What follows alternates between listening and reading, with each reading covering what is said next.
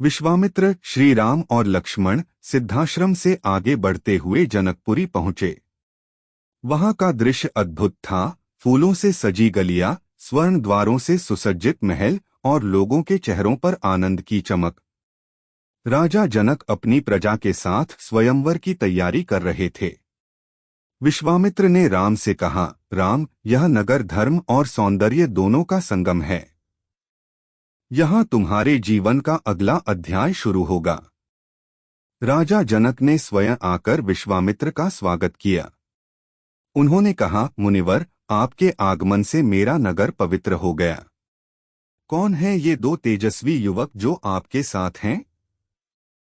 विश्वामित्र मुस्कराए, ये अयोध्या के राजकुमार श्री राम और लक्ष्मण हैं, महाराज दशरथ के पुत्र। जनक ने आदरपूर्वक प्रणाम किया और कहा, इनका आगमन स्वयं देवताओं की प्रेरणा से हुआ है। उसी समय सीता, जो पुष्प वाटिका में पूजा के लिए आई थीं, ने पहली बार श्री राम को देखा। जैसे ही उनकी दृष्टि मिली, समय जैसे ठहर गया। राम ने भी उन्हें देखा। उनकी आंखों में विनम्रता, सौंदर्य और करुणा थी। दोनों के मन में एक दिव्य शांति उतर आई, जिसे शब्दों में व्यक्त नहीं किया जा सकता। पूरी मिथिला दुल्हन की तरह सज चुकी थी। सड़कों पर फूल बिछे थे, घरों में दीपक जगमगा रहे थे। स्वयंवर मंडप को स्वर्ण और चंदन से सजाया गया था।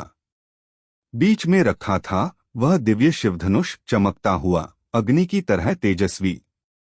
सैकड़ों राजा, योद्धा और वीर देश विदेश से वहां पहुंचे थे। सबकी निगाहें बस एक पर टिकी थीं, उस धनुष पर। एक एक करके राजकुमार आगे आते गए। कोई धनुष को पकड़ भी न सका, कोई पास आने में ही कांप उठा। मंडप में निराशा छा गई। राजा जनक ने भारी मन से कहा, क्या मेरी पुत्री का हाथ कोई भी वीर नहीं उठा पाएगा? सभा मौन हो गई। तभी ऋषि विश्वामित्र ने मुस्कुराते हुए राम की ओर देखा और कहा, राम, अब तुम आगे बढ़ो। राम ने विनम्रता से प्रणाम किया और शांत कदमों से आगे बढ़े। उनके प्रत्येक कदम के साथ मंडप में शांति का एक दिव्य स्पंदन दौड़ने लगा। सभी की निगाहें राम पर टिकी थीं। राम ने सहजता से शिवधनुष को हाथों में उठाया। मंडप में विस्मय की लहर दौड़ गई। फिर एक ही क्षण में धनुष के टूटने की दिव्य ध्वनि गूंजी। ऐसा लगा मानो आकाश का संगीत धरती पर उतर आया हो। देवताओं की पुष्पवृष्टि होने लगी। सीता का हृदय आनंद से भर उठा। राजा जनक की आंखों में आंसू थे। आज मेरी प्रतिज्ञा पूर्ण हुई।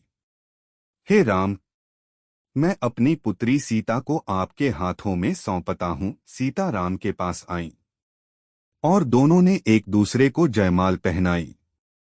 ऐसा लगा जैसे धरती पर दो आत्माएं नहीं, बल्कि दो दिव्य ज्योतियां मिल रही हों। देवता भी इस दिव्य मिलन से आनंदित हो उठे। स्वर्ग से पुष्पों की वर्षा होने लगी। आकाश में मधुर वीणा और शंखध्वनि गूंज उठी। संपूर्ण प्रकृति इस पुनर्मिलन का उत्सव मना रही थी, क्योंकि यह मिलन केवल दो व्यक्तियों का नहीं, पूरे विश्व के कल्याण का सूत्र था। विवाह समारोह के बाद विशाल शोभायात्रा अयोध्या के लिए रवाना हुई। राम, सीता रथ में बैठे थे और लक्ष्मण साथ साथ चल रहे थे। लोगों ने फूल बरसाए, मंगल गीत गाए और आशीर्वाद दिया।